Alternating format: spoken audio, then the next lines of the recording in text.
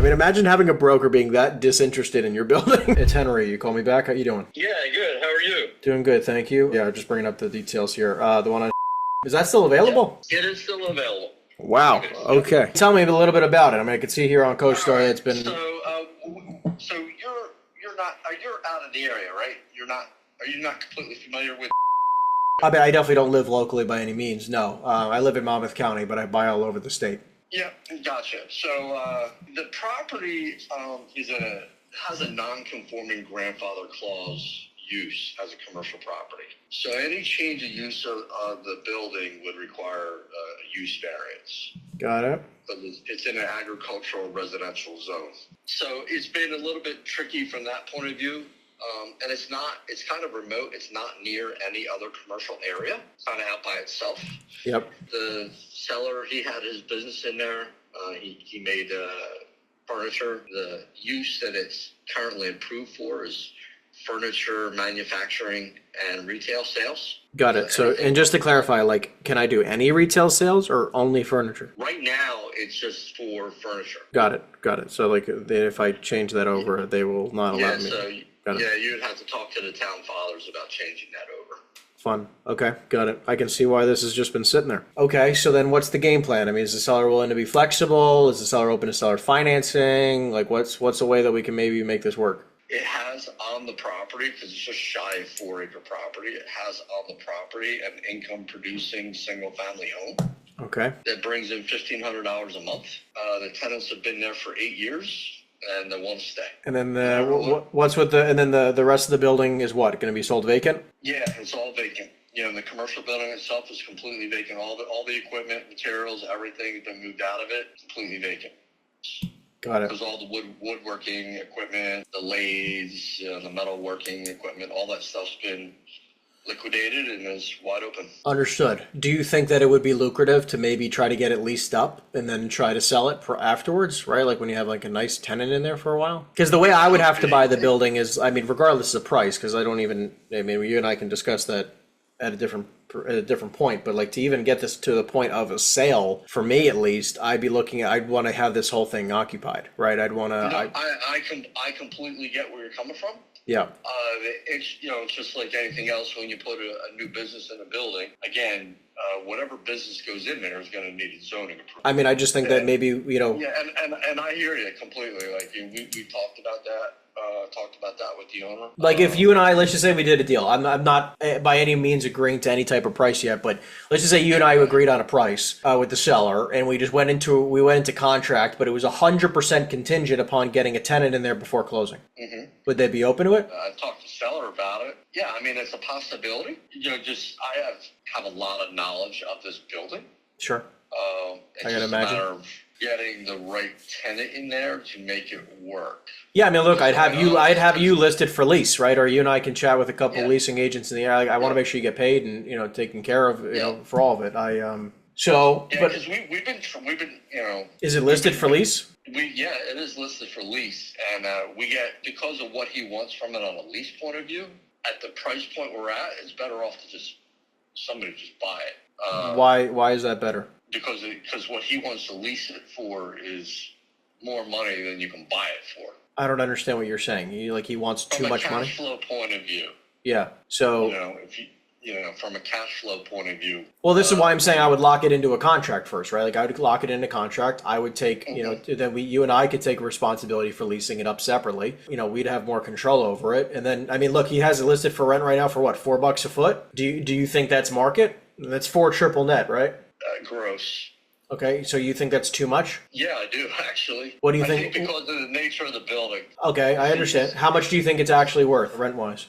So here's what I know about this building. Like, I know it's 20-year history in terms of sales and leasing, right? Yep. Essentially, it's never been leased. It's only been used for its purpose. And here's what I know. Like, I know the municipality and all the borough officials in that town. They're my friends. I know who they are. They are not likely to approve any business that goes in there without a lot of hoops. And that's the problem with the property. Got it. So how do we get this deal done? Even if we got it for let's say we got it for free. Regardless of the number, I'm saying, what do we do? What do you think needs to be done here? Are we just knocking this thing down, you're saying? Honestly, you couldn't even knock it down because you can't even build anything on it because it doesn't meet the zoning requirements. I know, you'd have to build a house, right? Like, And you can't even build a house on it. The lot size isn't big enough to even build a house on it. that's insanity. I mean, the building's 20 some odd thousand feet. You can't build a 1,500 square foot house. Because it's like 10-acre zoning where this building is. Got it. So this is just, I don't even know how you sell this thing. Yeah, exactly. And so I know historically speaking, like, so my client, if I had represented him when he bought this building, Yep. You would have never let I him would buy have it. told him don't buy it. Makes sense. And I'm telling you this as you know, Yeah. and that's probably, you know, when you look at the history of the sales in this building, it's been on the market through the last 20 years, 1,000 days, 700 days, Yeah. 400 days. How do you get the we should try to work on the approvals then to try to get it zoned for something good where you actually can make some money on it versus what is it? It's a matter of who wants to invest the money in the engineering. What do you think it's best used for? What is it best used for? Honestly, I think it's best used as a wine tasting room. I know we had you know, like veterinary clinic.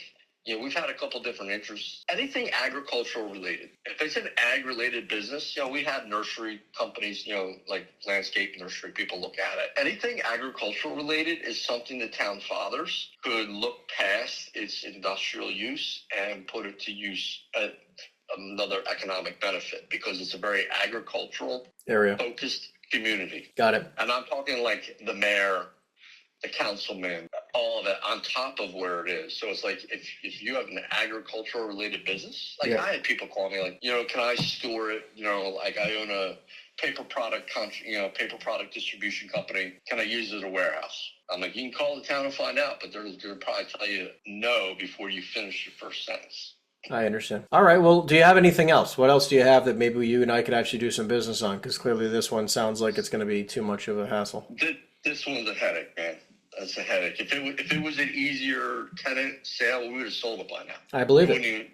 We would have been done long ago with this property. I believe it. Anything else? No, I don't have anything else on the sales side. All right. Well, look, keep me in mind if you have anything I else. appreciate your interest, and if we figure out something that changes, I'll keep your number. You're the man. Sounds good. Thanks so much. Thanks, man. Yeah. Yep. Take care. Bye. God bless.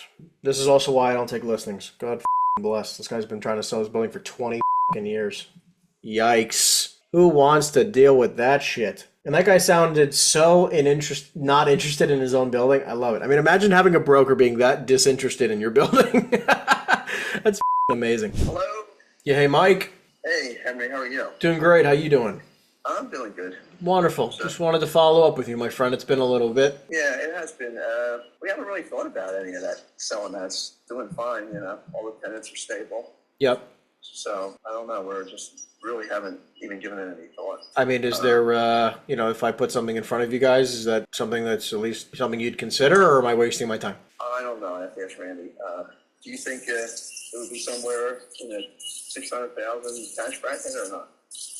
I think I'd be close. I mean, I think that I was at 500 recently, and I think that, we're not too far off, right? I think there's a way that we can probably try to bridge the gap in some capacity. Let me talk to Randy, and I'll let you know, Henry. What was the square footage of this building again? I couldn't figure it out. It's about 8,200 square feet. I think we do this. If you can get me an updated number of like the income, I think I could be pretty damn close to 600. I think I'm in that range already. Obviously, the financing part would, I got to figure out because I know the income, was only like $5,000 a month or something like that, right? $4 or $5,000 a month. Yeah, and it really hasn't changed. Everything's exactly the same. I'm just curious more so of like how long the leases are in place for, and if I could like when I'm able to increase them. You know what I mean? The cleaners has gone year to year for 35 years. Got it. Bedford News is been extended. He has options. He has like 10-year options. So that's long. He never wants to leave. The problem is that how much square feet is he taking up? He takes 1,000 square feet. Okay. I just wanted to thank God he's only in 1,000 feet. Okay. So he's never leaving. And the other guy, it says he's happy there. I mean, he's got the 3,000. He pays what he pays with a few little bumps. And I think he might have a year to go on this lease or a year and a half. But I'm saying, so like the two people I'm looking at increasing, because I was looking at this, over the weekend. That's why I reached out to you. Was the cleaners and the gym. Those were the two bigger spaces that I want to make sure that we'd be able to make some. Well, to tell you the truth, you're not going to be able to increase. They work. You can try. I've had this. No, like I'll take responsibility in doing that. Yeah. I'm not saying that you have to do that for me. I'm just saying that the cleaners just can't pay anymore. Now I've had it up to 3,700, and we're down to 2,500, 2,400. and that's all she can pay, and I agreed to that. All right, well And then, that's fine. And then he's the same way. I mean, like a lot of times, just give you an example, we sold our industrial park in Cherry Hill and to Velocity. You know who they are? Yeah, I've heard of them, yep. Yeah, I'm sure you've run into them. And they raised all the rents, and the place has been empty now for 3 years.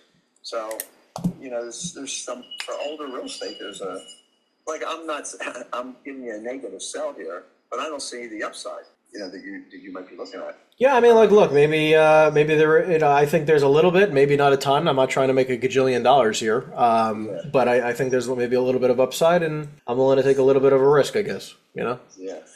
Let me see what's on Randy's mind. He doesn't really care one way or the other too much, I don't think. No, it's fine. And like, look, man, I think that we're going to be, you know, in that decent ballpark, and I think maybe there's a win-win solution here. You know? Okay. All right. Let me. I'll get back to you. All right, cool. You mind if we try to chat? I'll touch base with you like Friday. Is that okay? Yeah. Yeah. All right. That's good. I'll give you a call then. All right. Thanks, buddy.